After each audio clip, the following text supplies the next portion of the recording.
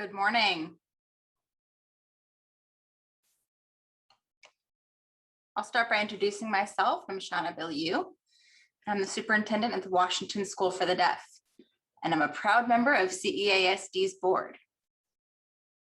It's my honor today to welcome all of you and to introduce our speakers. We have two presenters today. The first presentation is Shane Feldman. He's the CEO of Innovee Strategies. He has over 15 years of inspiring leadership internationally, nationally, and with local organizations. He has experience supporting the development of strategic planning for multiple international, national, and local deaf organizations. So I'm excited to see his presentation today. Welcome, Shane.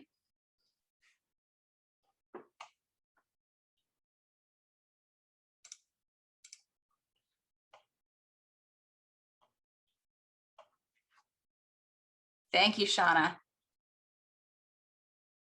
To start the presentation today, we're going to use Kahoot for a group activity. I'll show it to you on the screen and give you a minute to look at it and see how it works. You'll have to sign in to play the game before we get started with the presentation.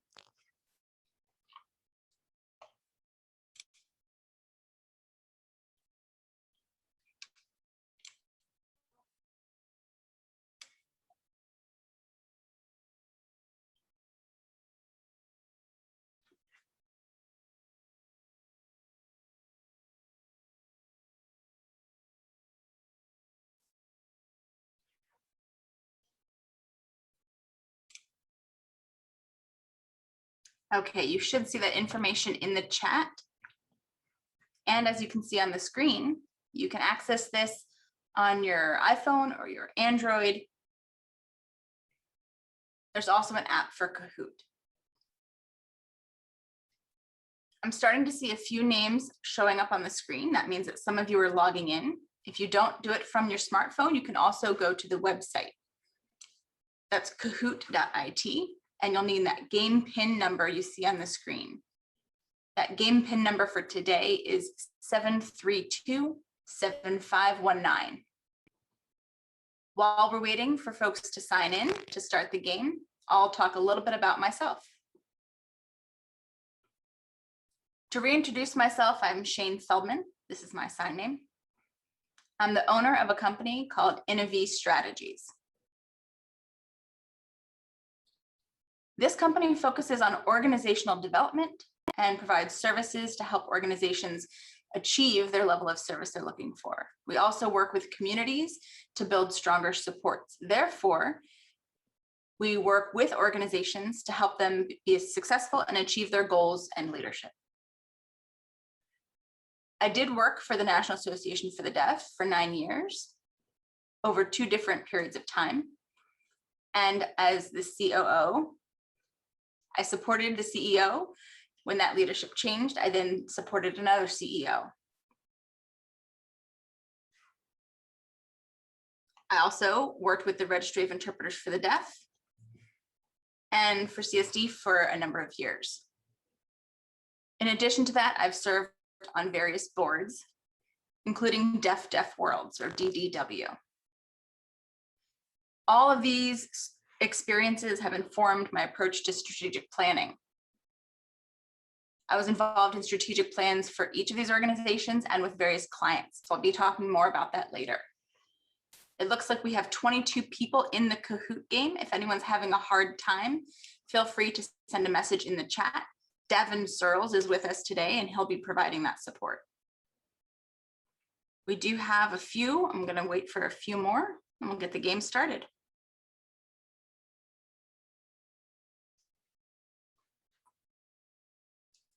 So we're going to do a practice question first. For any of you who haven't used Kahoot before, this will be a warm-up. The practice question, there's nothing right or wrong in your answer. It's just to give you the experience of how the system works. So let's start the first game on Kahoot.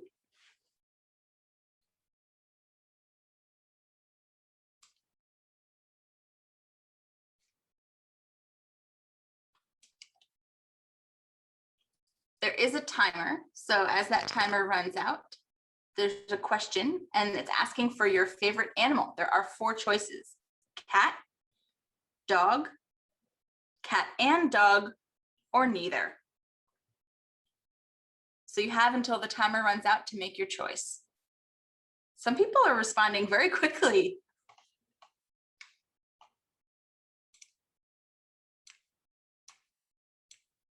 All right. Yeah, we're seeing that there's a clear leader here. Cat and dog has 22%, 9% for, okay, we're seeing the numbers coming in, but that I think is giving everyone the idea of how that works. So that was a practice question, just to see how that works to engage with the system. So I'll start with another question, maybe somewhat controversial. Let's go to that.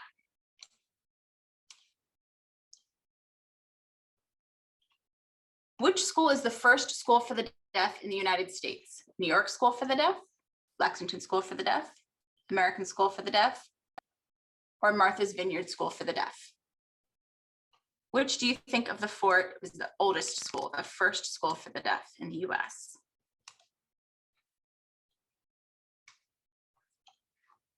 Over 90% are saying American School for the Deaf. There are a few people saying Martha's Vineyard School for the Deaf. And then another 4% saying the New York School for the Deaf. But I'll hold off on the conversation about whether ASD or New York actually gets credit for that. Is everyone ready for the questions? I think everyone's warmed up. Okay, let's show the next question.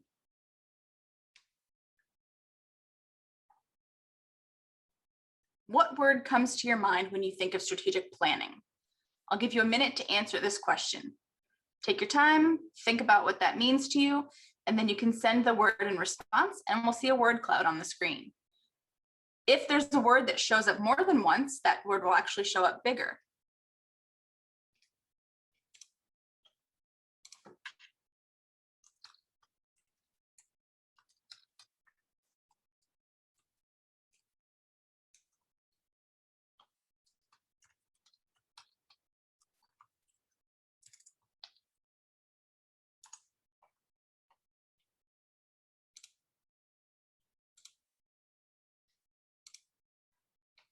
Okay, waiting for the answers.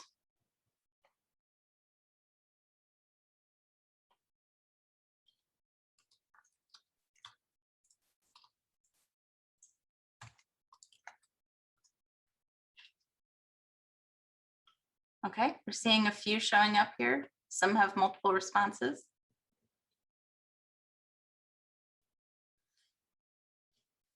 Okay, so it looks like the most common one was collaboration. That's the biggest. Also forecasting. I'm seeing guiding, direction.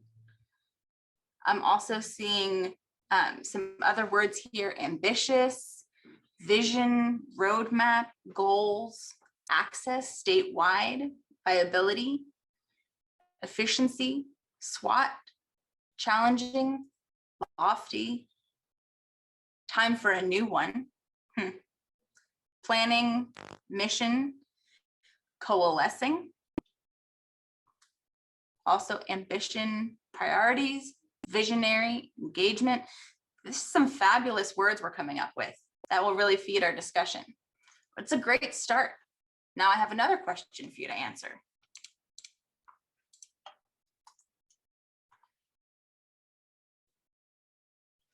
So where is your school in your strategic planning process right now? So there are 4 options for a response. Under construction, we're in the middle of it, wrapping up, or we don't have one.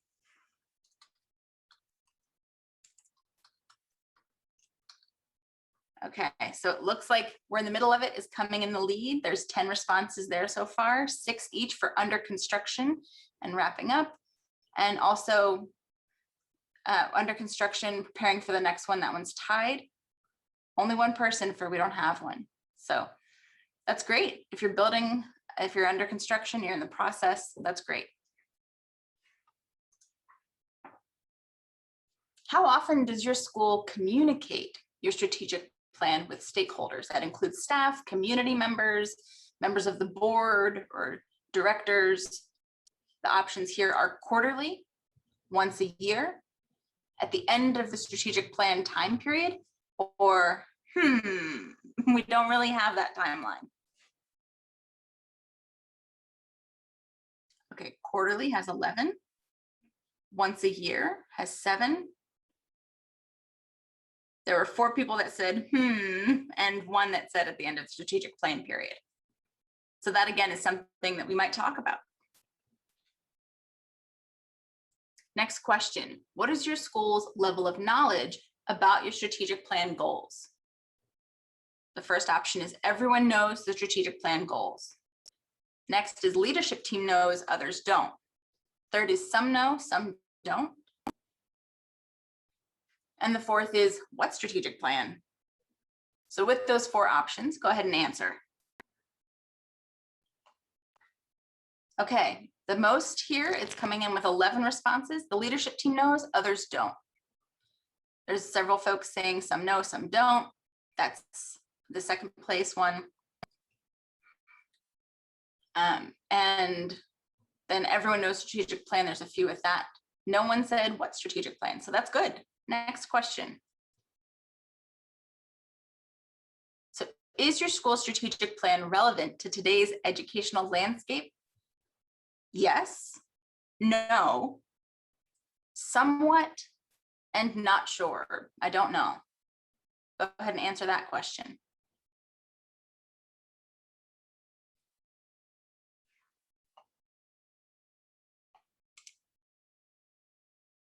Okay. So in terms of, does it relate to today's reality? There's some yes and some somewhat.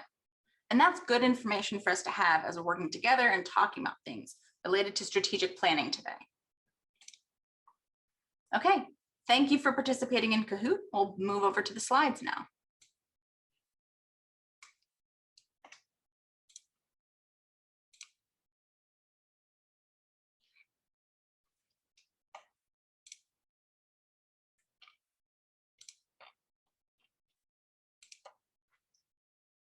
Okay, so I had to take a pulse and see where everyone was before we get started on strategic planning.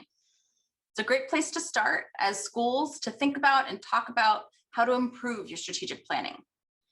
We'll talk about what you need to know and some tips for leading your school through this process. We will cover a number of topics. So thinking about organizations' services, I'll talk about the organization Innovy. And we believe that organizations thrive with the right leadership, the right structure and planning, and that those need to be clear priorities with effective management and effective governance, with organizational assessment, strategic planning, leadership coaching, guided facilitation, program appraisal, change management, and effective executive development. These are the services we provide. So we support organizations in a number of areas. These can be state agencies, nonprofits, and deaf organizations. Now to focus on strategic planning, we will be talking about how to ensure your mission, vision, and values translate to reality today. This presentation is not about developing new strategic plans. It's about existing strategic plans and how to make them effective. We will also talk about how to integrate strategic planning throughout your school and organization, also demonstrating meaningful progress and how to do that throughout your strategic plan as you're achieving the items that you've outlined, how to document that, and how to execute your strategic plan in an effective way, how to understand what it is and what it's not. What does that look like? So we'll be talking about those things today.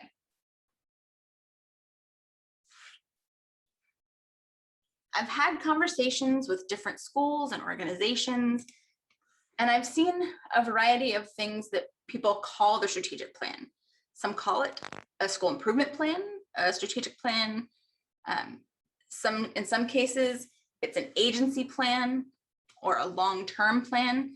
So there's a number of names you can use for what's basically the same type of plan. I'll be referring to them as strategic plans.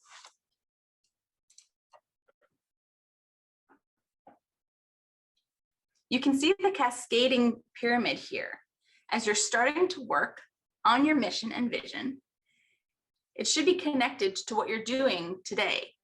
If it's vague, if it's hard to understand, then it's harder to engage with and integrate. The more clear you can make those items, the more clear the rest of the plan can be. So that's why it's cascading. You start with the mission, strategic plan. Usually that lasts around 3 years. Once you have a strategic plan developed, that will help guide your organization through your annual goals. The annual goals are worked out in increments so that you have milestones to achieve throughout the strategic plan.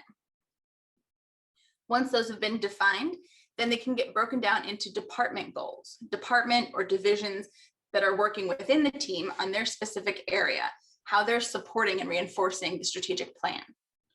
Then below that is the individual goals. How are we involving and engaging individuals as part of this process? In some cases, everyone is involved in some way, and in some cases they're not, even if there's an impact throughout the whole organization. It's good to have people aware of initiatives, even if they're not directly involved.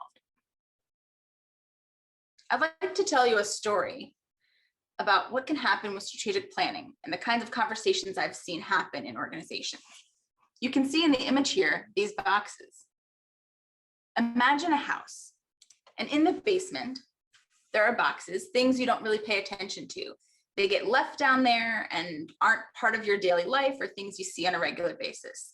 Storage, things like that. Most of the time, you only see them if you're sorting or going through things. So it's out of sight, out of mind.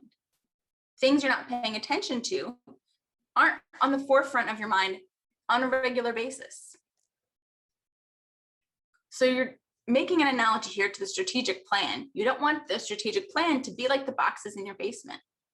It's important that you think about how to integrate the things in those boxes into a daily routine so that you're seeing them on a regular basis. Think about how they can become part of the culture and the systems of the organization itself. One of the things we'll be talking about and having a conversation about today with strategic planning is that it's not something that gets written every year. It's something that exists and then changes over time. Different organizations have different names for what is maybe an operational plan, but that's something that exists in a more fixed way. You want a strategic plan to be adaptable and fluid to respond over time to the changes, but the operational plan and strategic plan should still be working together. You want to make sure that there's enough resources and investments are available for the operational plan, but you should be investing in the strategic plan as well. One way to support the resources of that is to allocate 20% of your time to working on the strategic plan and implementation. Make sure you have the right amount of time and resources allocated to allow for that ongoing change.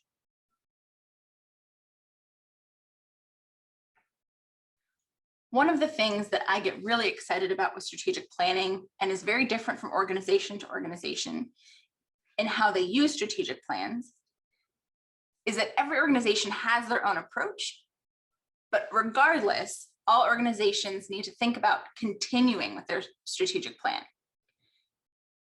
The language of continue to should not be in the strategic plan itself.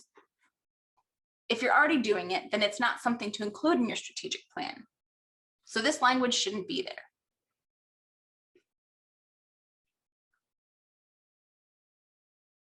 This shows what a strategic plan process can look like. First, you develop a strategic plan. Once you have it in place, then you can start developing the annual plan. You're working then in year increments for how to actually execute that. If it's a 3-year strategic plan, what happens in year 1, in year 2, and so on. The third part is the metrics. How are you going to track and report the progress being made? It could be a table with numbers or percentages. It could be a way of tracking cultural change, a better climate within the school. Is morale improving? A narrative of that kind. Each of those is a part of the plan. At the end, the plan is wrapped up and finalized. The importance of closure and reflection. The reasons these are important is because as you make progress, without stopping to look back, it can be difficult to understand what has occurred, to what you can assess, understanding those achievements, and understanding what didn't work, having discussions about why things didn't work and how we can improve next time. Sometimes the reason why may be due to a lack of resources, and if so, we can discuss allocating more resources. Perhaps the timing was incorrect. Maybe we were waiting for something else to happen before we moved forward with other items. Maybe environmental situations are occurring out of our control, which are preventing us from making progress. These are different examples of different types of things, and that may occur, and why it is important to close and review in the last year of our strategic plan. Oftentimes, we look back quarterly. This is a wonderful time to stop and look back at the progress we've made and what the next quarter may look like for us. Sometimes the goals themselves might go awry, and we have to modify those to align them back to the direction we want to take. As people develop goals, we may not realize until we look back, because hindsight is 20/20, and then we can modify our goals to match our current direction. Sometimes reframing and renaming continued priorities is important. These are priorities that may not need to be continued. Instead of using the continue to language, let's give it a new term. Let's redefine what it looks like instead of continuing with the same priorities. Finally, there may be some goals that are no longer relevant. And so it's time to discontinue those and close those goals. Some organizations may have 5 goals they're working on and decide to remove a goal as it is no longer pertinent. And then we work with 4 goals. And we'll discuss that more in depth later. I had one client based in Rhode Island named Perspectives Clerk who developed their plan and set it up to continue through February 2020, right before the COVID pandemic hit us. Their goal was to open a new center where people could gather and receive the support services that they needed.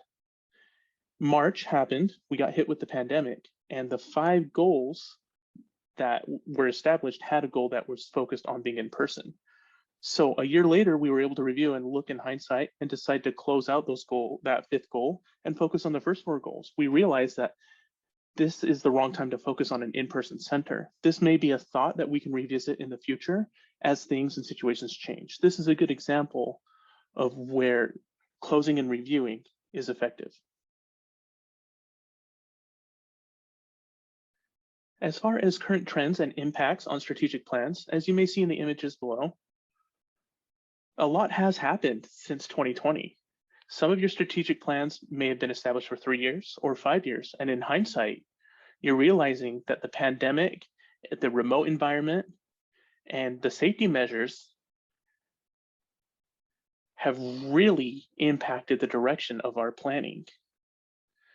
In addition to this, Black Lives Matter and anti-racism movements has helped us identify our role in supporting the BIPOC communities and questioning whether or not we're prioritizing and paying attention to them enough, and whether or not we're being clear about that.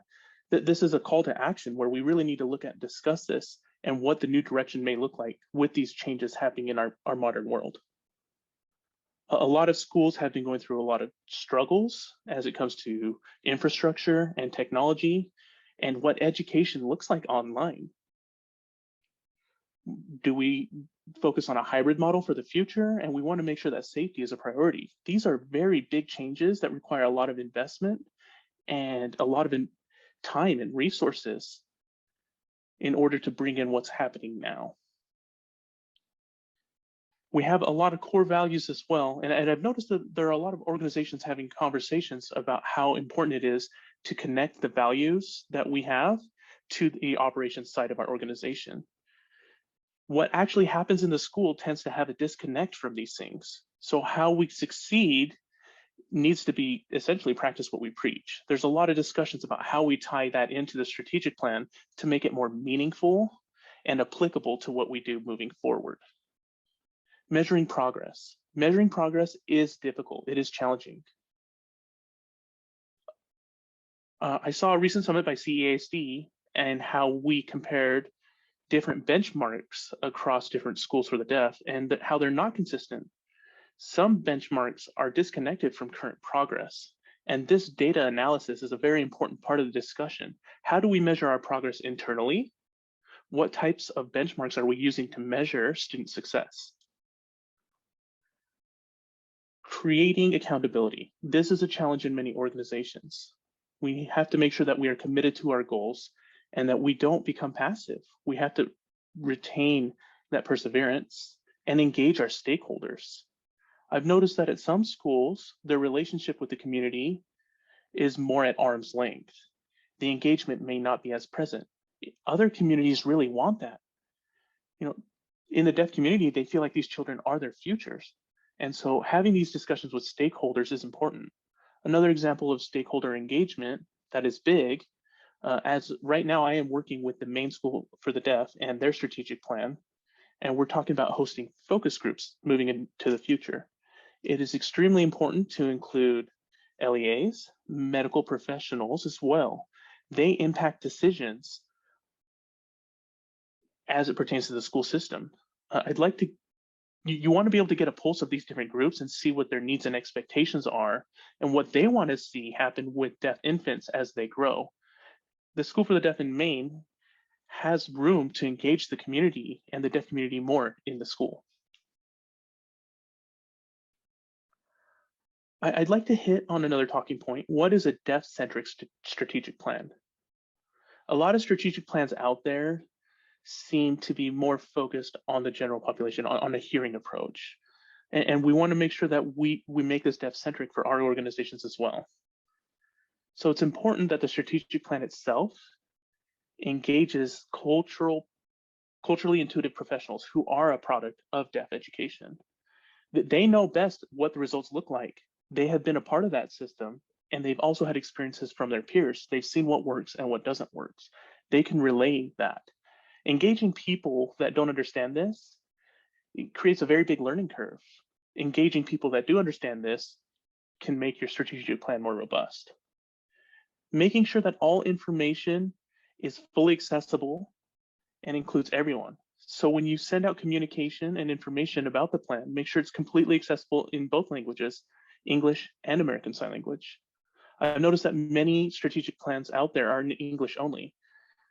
And what the priorities are oftentimes don't come across to the deaf community. It relies on a lot of jargon and a lot of big words. And there's some vagueness created. They don't understand what that means. If it's provided in sign language, they can feel engaged and understand what the strategic plan is about. And also, it is very important to engage the deaf community. The deaf community comes in and has that understanding. So for example, you have state agencies, maybe a local charter school, or a local chapter in the community, an alumni association. These are groups that need to understand what's going on at your school because they can provide support. They will become your advocates.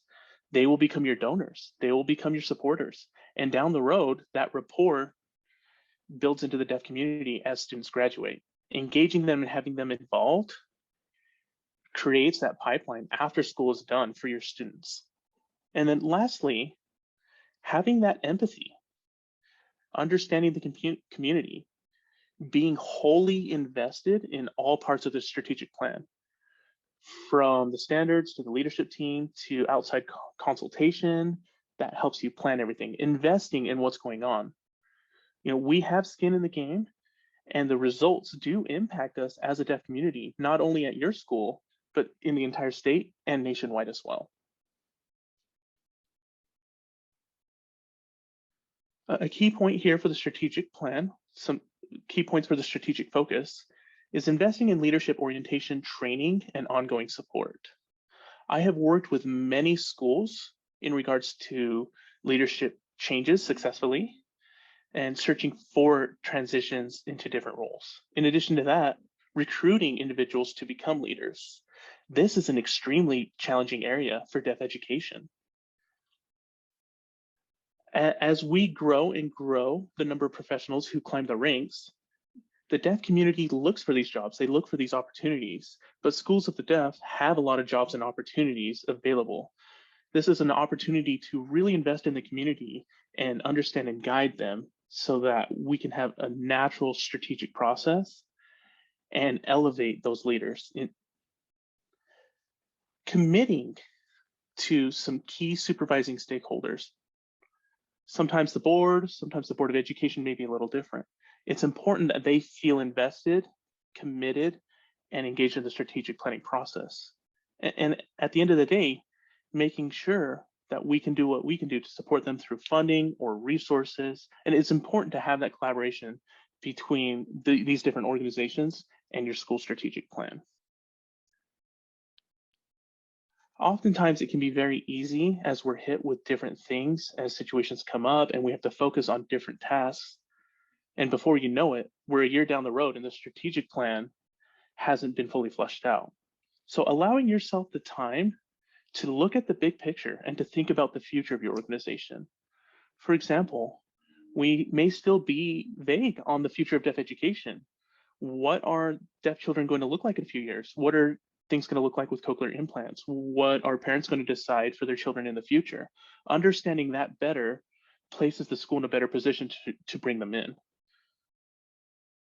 So the Maine School for the Deaf, they're focused on an LEA and how to position themselves better to bring students in from different school districts through their LEA. With medical professionals, those who are diagnosing deafness, understanding what that looks like to create more success in the future. I have one client at the TASTE School for the Deaf. They have a deaf mentoring program. It's a temporary program, and legislation is being pushed right now to create a permanent place for that program. This is a program where when they identify a deaf infant, they provide support and resources to the family and become a role model to show success for their children as well. So making sure that there's room for that in your plan for your future as well. And then lastly, creating a culture of accountability by key stakeholders, making sure that you're staying committed to your strategic goals. I'd now like to talk about an important concept here that some organizations may struggle with. Input for your strategic plan means investing in it, providing staff time, providing funding. An example of funding, previously when I worked as the CEO at RID, we would develop a new assessment for interpreter certification. In order to do that, we had to invest a lot of money to make this happen. Year one, we committed $300,000 in developing a JTA, a job task analysis, to help us develop a new certification assessment, which will soon be released.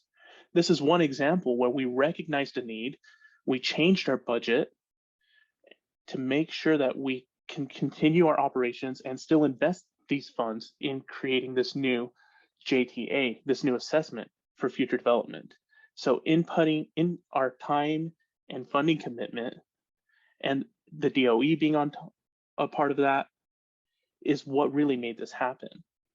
If we invest $300,000 to develop an assessment, the output should be the assessment itself. That is not the outcome. The outcome is the impact on the quality of interpreters nationwide. So if you think about your strategic plan in terms of what are we measuring for outputs and what are we measuring for outcomes? So for example, one School of the Deaf, I looked at their strategic plan and they talked about hiring an architect to create a building. And what was their result there? Are you trying to create a new culture on campus with some deaf-friendly space? This is a result. This is an example of an outcome. Now, the most important part of the strategic plan is accountability. How can you create accountability? This is by communicating, allowing the community to know what's going on with your strategic plan. For example, the Utah Committee for the Deaf and Hard of Hearing, DSDHH for short, I work very closely with them and I have been for the last year to develop a strategic plan. This is because of the pandemic and the virtual environment that came from that. As they developed a new strategic plan and a new vision as well, and they did a fantastic job of making it very, very visual and pretty to show the strategic plan in a very simple way that was easily consumed. That was easily translated into American Sign Language and posted on the website. I would encourage you guys to check it out. The DSDHH Utah website, where they're showcasing their new values, mission, and strategic plan. The community understands that, and they can keep everyone accountable for that. They can commit to that. This is one example. They want to engage more youth in the state. Now the community is aware of that and can look for that. Identifying groups that are responsible for specific goals. An example of that is perhaps you establish 5 goals and you create a subcommittee for each particular goal, and you keep each subcommittee accountable for each goal.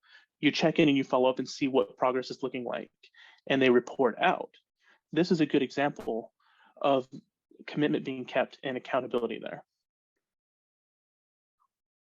I just talked to that organization where we had established 5 goals, and they did a review, and we had a discussion about that strategic plan. And finally, making sure that you integrate all of these different things into department and individual performance goals and evaluations. And this ties into accountability. All right, with everything I've shared today in regards to strategic plans, I want to give you the key points, the takeaways from today's presentation. And this is very brief. I know we can't get too far into it. 4 big takeaways from today's presentation. Firstly, your progress must be tangible, measurable, and communicated. Secondly, adapting quickly requires intimate familiarity with your strategic plan. If you don't have that familiarity and changes happen, it's very hard to tie those changes into the plan. Effective plans require great data. This is in order to develop it and to track the progress therein, to see the outcomes happening and to be able to showcase that. Finally, your strategic plan is only as good as the accountability systems that support it. I'd like to share something else with you. For those who are interested in more information, we will be hosting a webinar for CEASD for those who are a part of today's session, in addition to those who didn't make it out today. Feel free to jump into our webinar where we will get more in depth in how to recalibrate your strategic plan if you have one now. This will be on Tuesday, June the 1st from 5 to 6 p.m. Eastern Standard Time. The website is tinyurl.com/Innivee, INNIVEE. If you do have a phone, feel free to pull up your camera just like you would to take pictures of your family.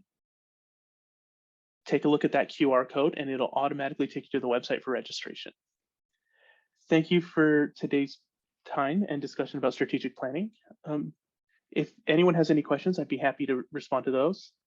My contact information is on the next slide. It is shane@innivee.com. Thank you, CSD, for giving me the opportunity to present today. It would be great if we could host some leadership training and professional development monthly, so I appreciate that.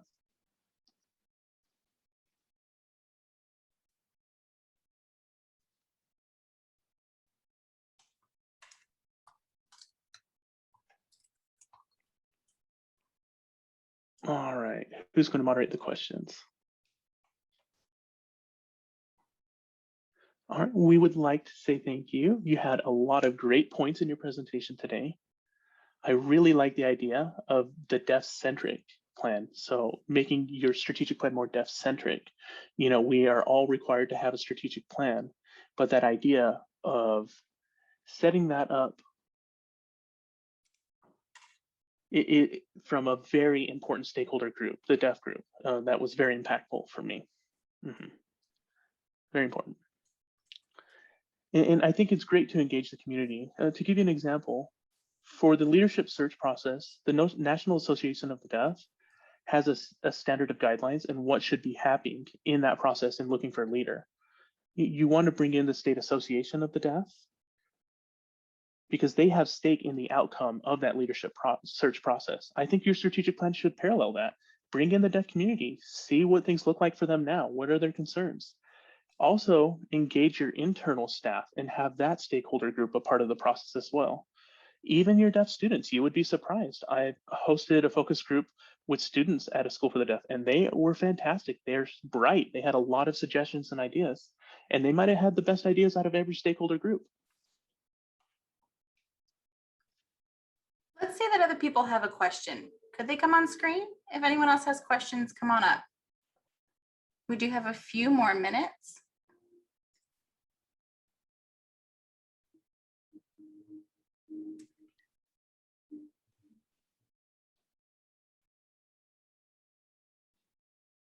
I don't know, maybe people are feeling shy today. Well, thanks for asking that question. I really appreciate it. And thank you for giving me the time to come out and present. I look forward to monitoring your strategic plans and having discussions in the future about how things are going and what your goals are. So very excited to see changes in your schools for the deaf. Thank you so much. Absolutely. Okay, our next presenter, it's our very own Barbara Raimondo. She is Executive Director for CEASD. She has over 20 years of experience with federal education policy. She's worked for other deaf organizations, including the American Society for Deaf Children, ASDC, National Association for the Deaf, NAD, and she and her husband are children of deaf adults. So welcome, Barbara.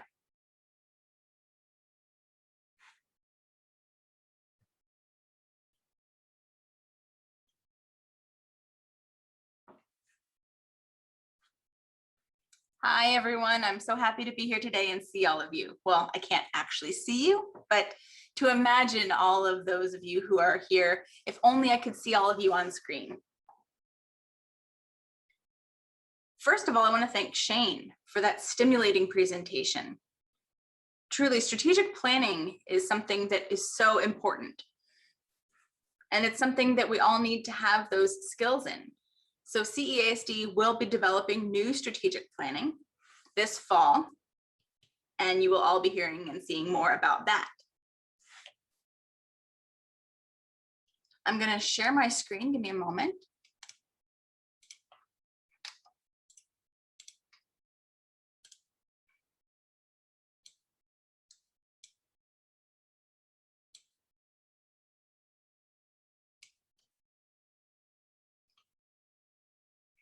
Okay, hopefully everyone can see the slides now. If you can't, let us know in the chat.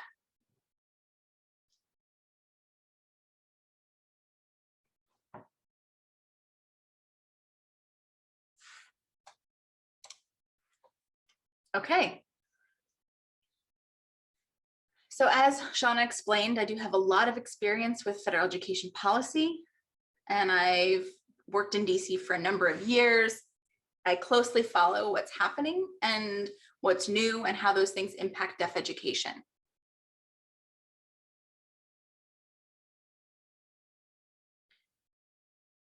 So with a new presidential administration, there's new priorities. If everyone's following the news, then there's some information you already have. But I'm going to be summarizing and emphasizing just a few key points throughout this presentation. It's impossible to get into detail because we're so widespread across the country. So here's a few key points.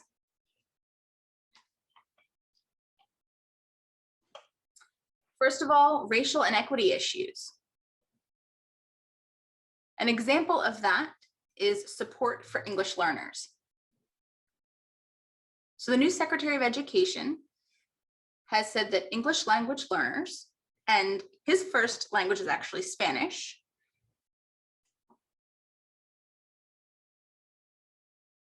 his name is Miguel Carrera, and definitely he is sensitive to this topic.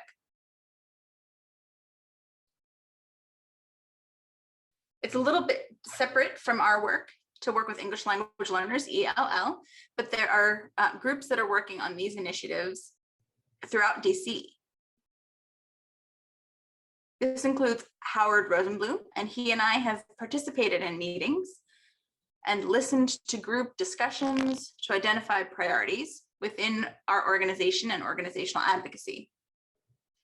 Of course, Howard and I keep coming back to language for deaf children. And this is something that Miguel understood right away. Again, it's something that he's sensitive to from the perspective of English language learners.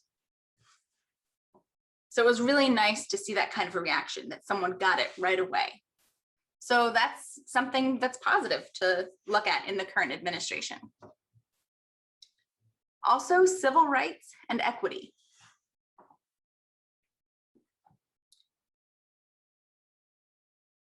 So within the US Department of Education, there's a civil rights office that looks at providing support and resources to make sure there's compliance with the laws and that people who feel discriminated against have due process. So there's a lot of emphasis on rights as well. Also, support for LGBTQ students. The president has made it clear and actually made an executive order telling the US Department of Education to review their policies and procedures to make sure that LGBTQ students have fair treatment and are treated fairly in their educational setting. Also, identifying the priority of access to higher education. One initiative is free community college. The president wants that, and there is a bill in Congress right now supporting free community college for 2 years.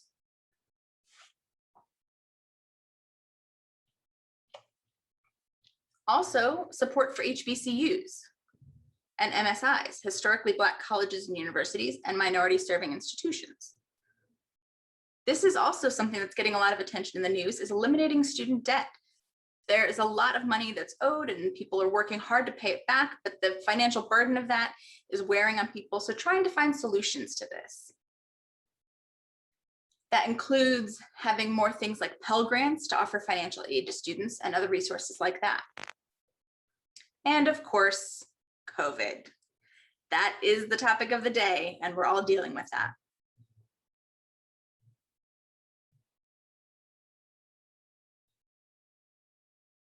There are 3 areas that I'll be covering related to COVID: funding, student assessments, and school reopening.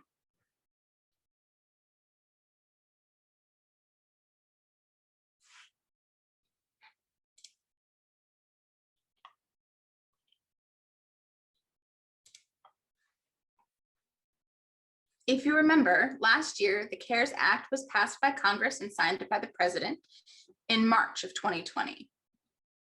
And there were federal agencies that were involved in the disbursement of these funds. There were a lot of funds, a several-page document outlining all of this that included $31 billion for the Department of Education.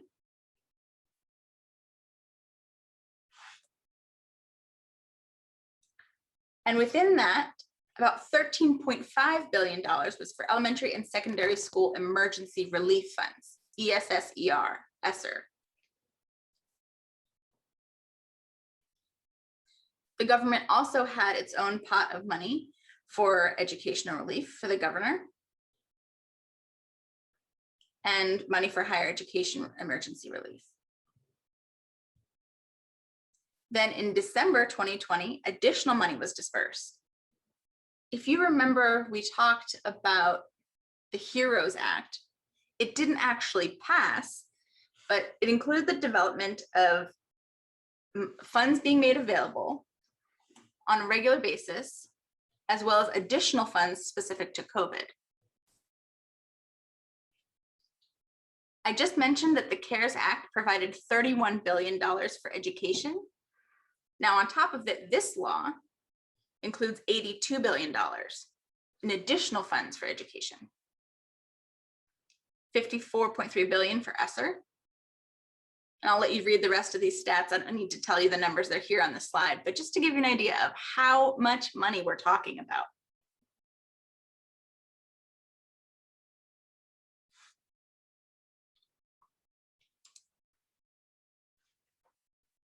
This chart shows a comparison. First, we see the blue column, the blue bar, that's the CARES Act. Then the CRRSA Act, and then the green one is what we'll be talking about next. That's the American Rescue Plan. and that was $169.5 billion. So I'd like to talk a little bit about the organization that actually put these numbers out. So this information comes from the Committee for Education Funding. And it's about 150 organizations that are centered in this organization based in DC. This center looks at educational funding, and the groups that are included in the 150 are very diverse. There's teachers and educators organizations, special education, museums, libraries, quite a range, but all of the people and organizations involved care deeply about education. The CEF has a goal that right now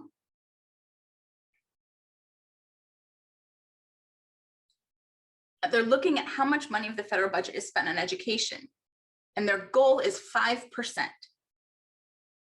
So they have meetings with members of Congress. They have briefings on the Hill, they send letters.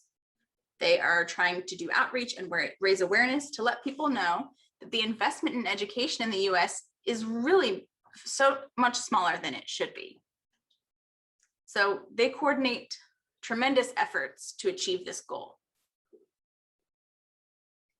When it comes to the CEL, it's important to remind, with the CEF, it's important to remember that that's where their interests are. They're looking at the state budget as well as the national budget.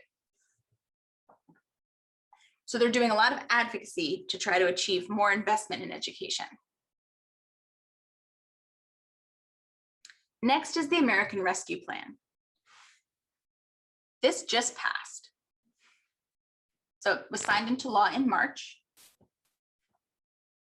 And all federal agencies are included here in the $1.9 trillion. I was trying to read it and go through the numbers, and really there's so many numbers and so many commas, I get lost. What is even a trillion? It's so much money. But here's an example. The Department of Education is getting $169 billion. Just to compare that, 73 billion to 169 billion, that's a significant increase. Also, the ESSER funding, 123 billion.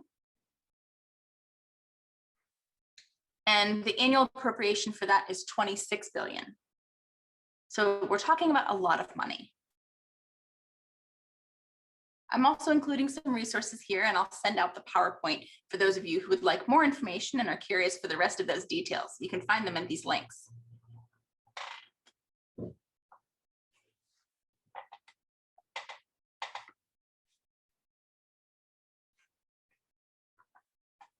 The ESSER funds were distributed to the states and are focused on social, emotional, mental health, and academic needs. So there's a variety of purposes for these funds.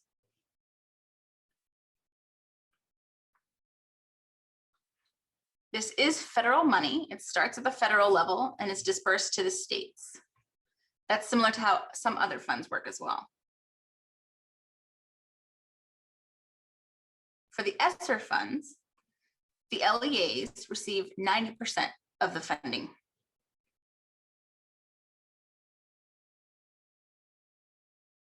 And then based on Title I, additional allocations are made. So elementary is included here. You can see the other programs. It can be used for summer learning, the extended school year, after school programs, and any activity authorized by the Elementary and Secondary Education Act. Also, anything authorized by IDEA or by several other laws. So there's a number of purposes for how these funds can be used.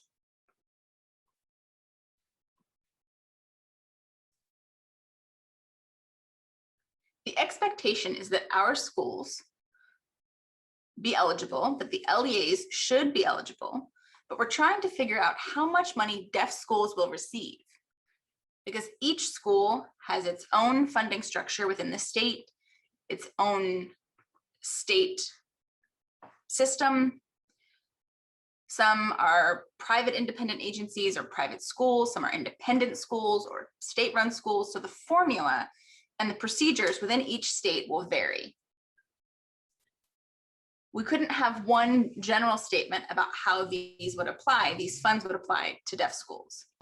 So I'm curious what all of your experiences are, if you can share that back with us as it relates to the ESSER funds in particular.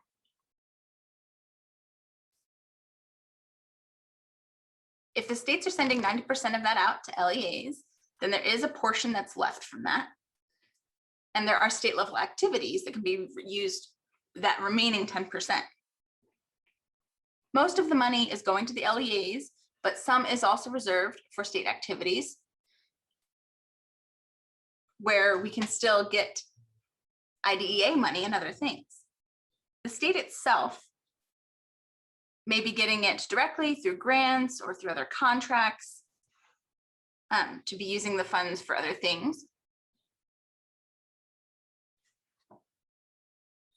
That would include activities related to learning loss to address that learning loss. So there's money allocated for that. Not less than 1% for summer enrichment programs. Not less than 1% for after-school programs.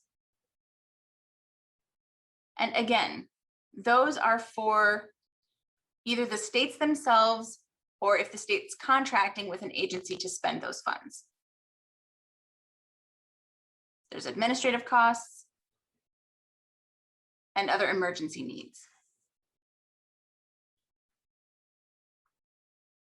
So the schools are not LEAs, but it has to exist somewhere within the state structure.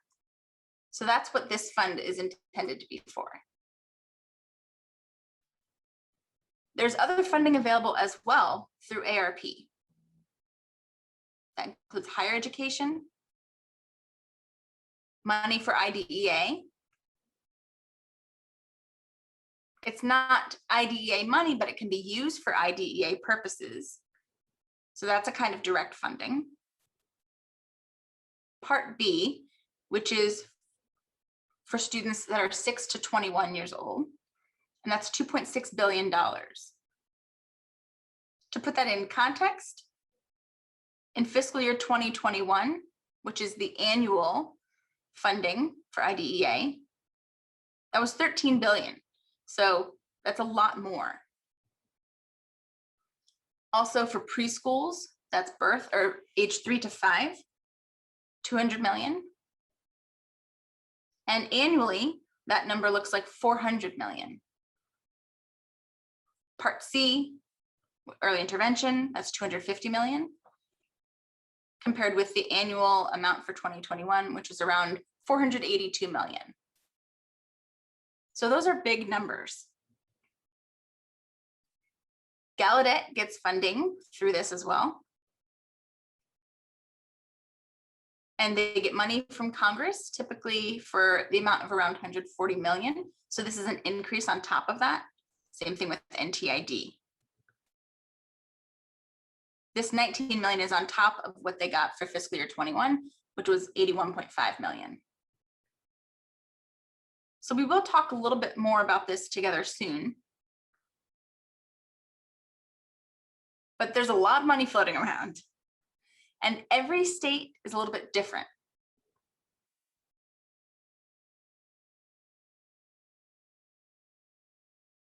So maybe you're not sure how your state is planning to disperse those funds, but in any case, it requires advocacy. So the first question is, what is your state's funding formula? Also, if you want to apply for a grant, what's required? Are people having conversations? What's happening within your state? What's the news? Are you involved in conversations? Are you having conversations with state leadership?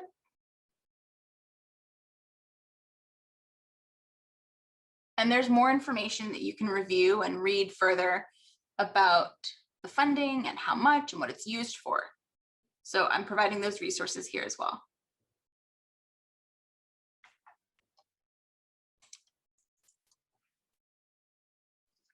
I'd like to open up the floor to anyone who has any comments.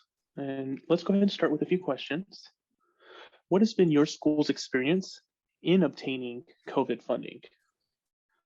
So all the different funds that we just talked about, or do we have positive experiences? Have we received enough, or what are your experiences? Does your school have access to funding on an equitable basis? You know, sometimes deaf schools may feel like the state doesn't support them. So what is happening with these funds? Because there are a lot of funds out there, and you should be supported for your students. So I'm curious what your experiences are. Is your school a part of your state's plans? So questions here, if anyone wants to bring up their video and comment or share out.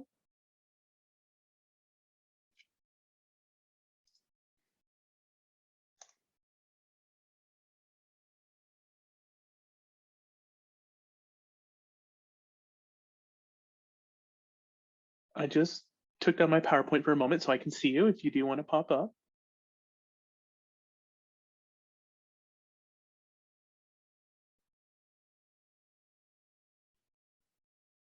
Okay, we've got one comment that says that they are not an LEA. However, they did receive funding based on Title I.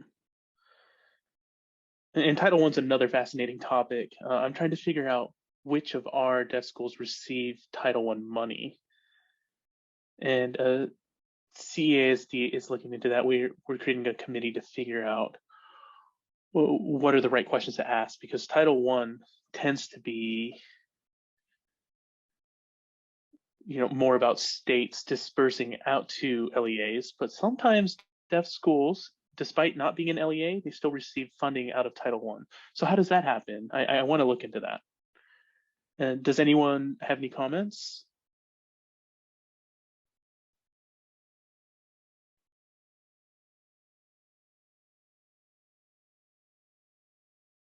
Ooh, we got a quiet group today.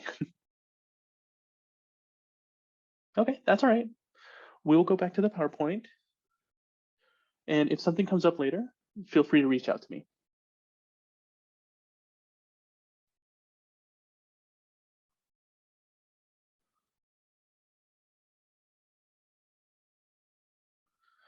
All right, I'd like to add a little bit of information here about the budget. This is not necessarily COVID related. However, it is the time of the year where the president tends to send their budget over to Congress.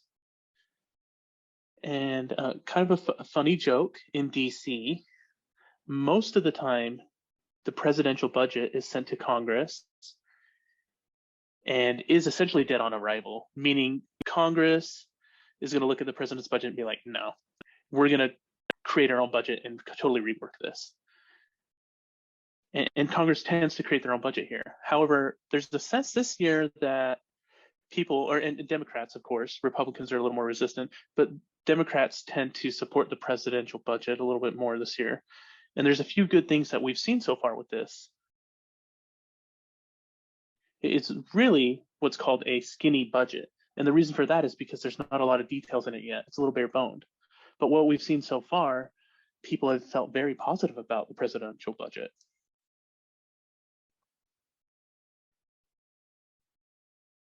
Title I listed at $20 billion increase. So that is a lot of money. Part B of IDEA, $2.6 billion increase. Part C of IDEA, $250 million increase.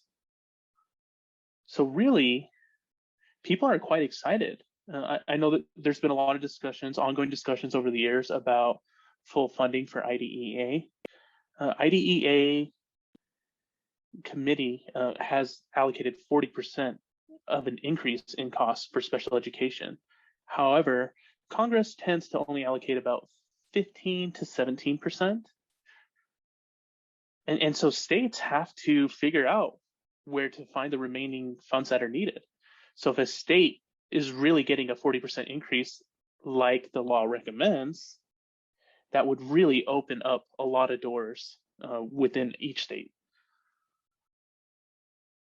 So Congress oftentimes recommends the full funding for IDEA over the last 10 years, and people are very excited about this and are hoping that this is a big movement within the next congressional session. We will see where it goes, but people are feeling very positive about this with what they've seen on the budget so far.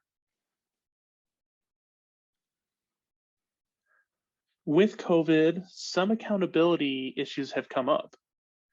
And there's a little bit of wiggle room that's been created because students are not in school physically and are having struggles. The Department of Education has provided a lot of flexibility to states because of this. States may request a waiver from accountability requirements. The Department of Education does have a form on the website, which is very easy for states to fill out and submit.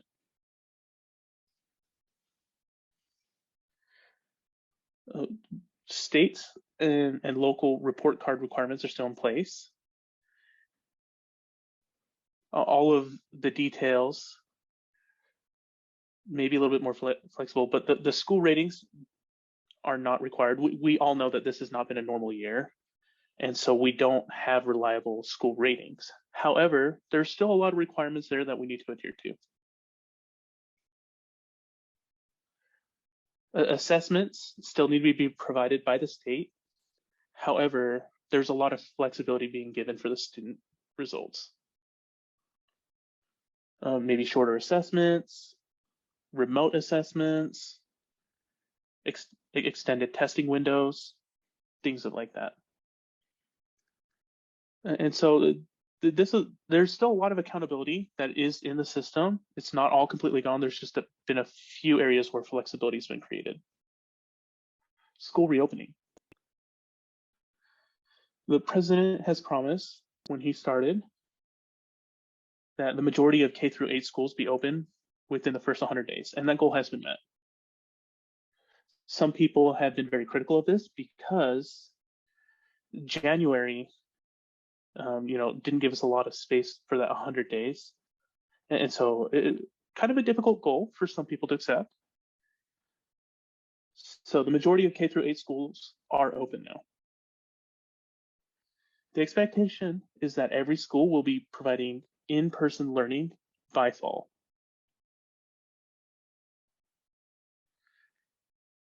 The department has provided resources and information on how to reopen safely. There are links here. When I send out the PowerPoint, feel free to take a look at these. The CDC has also provided guidance as well.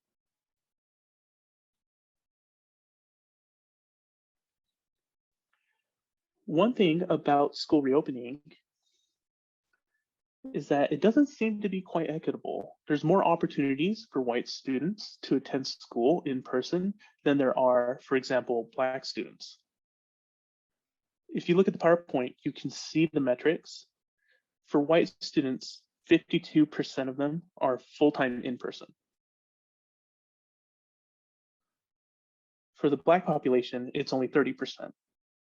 There's a discrepancy there. So again, equity will be a very important topic from here on out.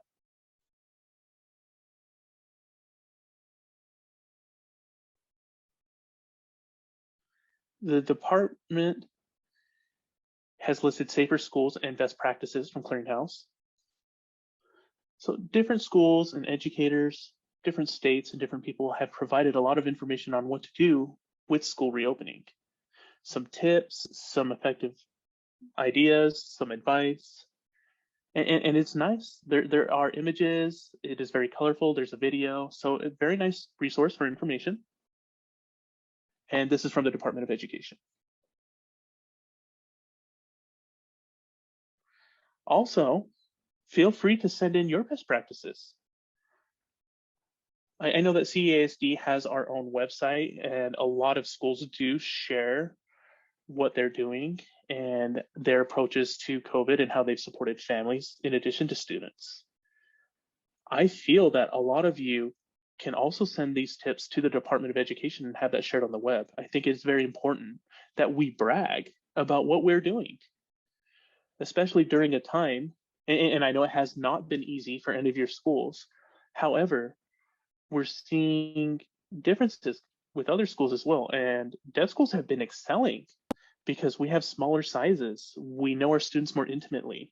We have better use of technology and understanding of accessibility. There's so many positive factors there that the general education or general special education doesn't have the same experience to. So it is a very nice way for our field to really showcase what we can do where we really shine. So I encourage you guys to take a look at this and consider sending something in. All right, new topic, the Cogswell-Macy Act, or CMA for short. This is something we've dealt with for a long time, as you may know. People sometimes think, oh, this hasn't been passed yet, but really, we're looking at the long-term strategy here. And just keeping this bill alive and going, keeping the discussion open and going, and keeping the priorities and the policy going. Each time this gets more information, it gets more activity and more support. So there are some positive feelings about some activities in regards to this. Our 6th Capitol Hill Advocacy Day that many of you were a part of, online of course, honestly, it was kind of nerve-wracking. Technology is always a factor. However, everyone had great things to say about it. Everyone showed up, they said what they needed to say, and we got a very good response to it. It was a very good session. So thank you all to who were involved. The bill itself was introduced in March. It started with 20 House sponsors or co-sponsors and 4 in the Senate. When this started, we had no support from the Senate. It took a few years to get that. And we've really had Democratic senators who were willing and some of them were bipartisan, waiting for the Republicans. And then we finally had 2. Now we've worked our way up to 4 senators on board, which is really cool. Progress is being made. We had 2 really webinars for the community to explain what the act was about and what we can do. A lot of activities for this bill are on the website. So if you want to send a letter into Congress, it's little simple things like that. It does make a difference. We just recently received a letter of support from AAP, the American Academy of Pediatrics, and that is a very big organization. So they have a lot of influence, especially when it comes to early deaf education in those areas, which was very, very inspiring to receive. Very honored to receive support from them. It's a very big process. It's a lot of progress. You know, we have to pass things through committees and go through another committee, and it took some work. And we finally have them on board. We received that letter of support, and we sent that to Congress. So very, very thrilled about this progress.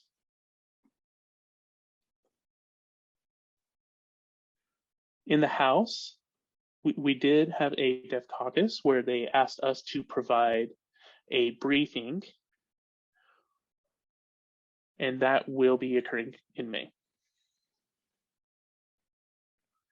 So these efforts have really been a collaboration between the deaf, the blind, and deaf-blind populations. And we're not only looking at the Hill, but just the general concept. If the bill doesn't pass, where can we carry this concept forward in? So we've been working with these different groups in different activities. For example, we did meet with the Education Committee staff in the House and in the Senate. We introduced ourselves and our priorities and really emphasized planning, which is a big talking point, asking them about what the impacts may be and how we can tie that into what's happening. We did meet with the Appropriations Committee in regards to funding for planning to make sure there are as many programs eligible as possible Sometimes we think about universities that want to apply, but the regulations are extremely stringent, and maybe my program doesn't fit in with the regulations, so we can't apply. At the same time, we do need more teachers. So there's a little bit of crossroads here. So we talked to them about maybe looking for some solutions, problem solving. We did write letters to support increased funding for IDEA. And we will be meeting soon with staff about the Higher Education Act. In the past, the Higher Education Act wasn't really looked at and figured out how that fits into deaf education, but there is funding there for teacher training in the law. There's a provision there. So how we write language to really tie that in and create that support for deaf education teachers is a big thing. So we will have a meeting in May about that. The next topic, I was in a meeting yesterday and someone from the FCC came out and shared this. They actually asked us to share information with our members. So I thought this was a good opportunity to share this. I know many families out there are still struggling in being able to pay for broadband or computers. And so there is funding in the FCC for families and individuals who need that type of support.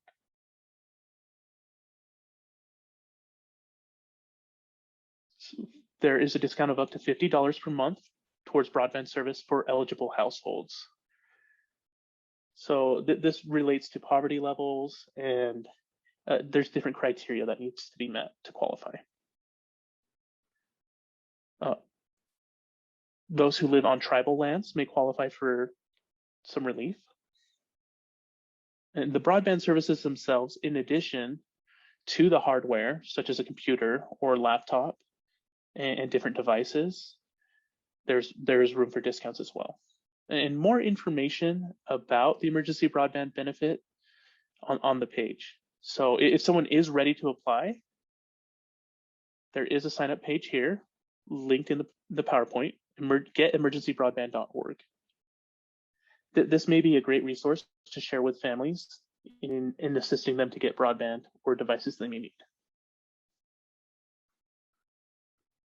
And as always, thank you for all you do for deaf and hard of hearing children and their families. I think we do have a few minutes for Q&A or any questions. Let me check the chat.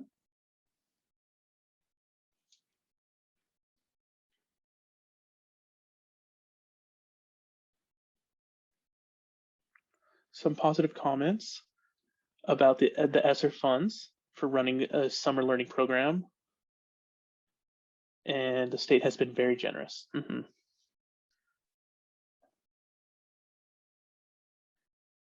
Yes, hello, wrong background.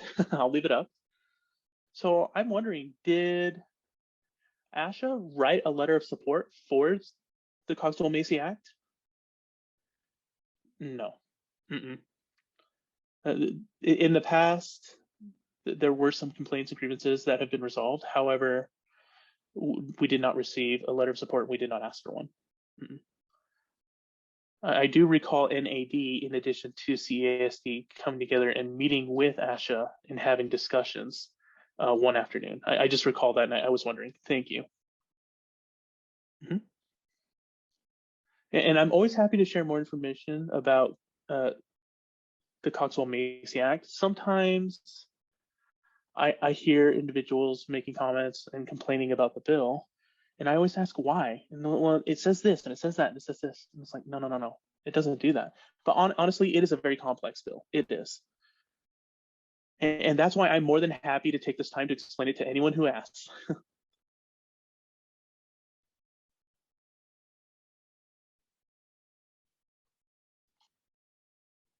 Oh, okay, yep. We will share the PowerPoint. I'm just wondering, are there any organizations that you've worked with to get letters of support? Any other organizations? It's funny, we haven't really put a lot of energy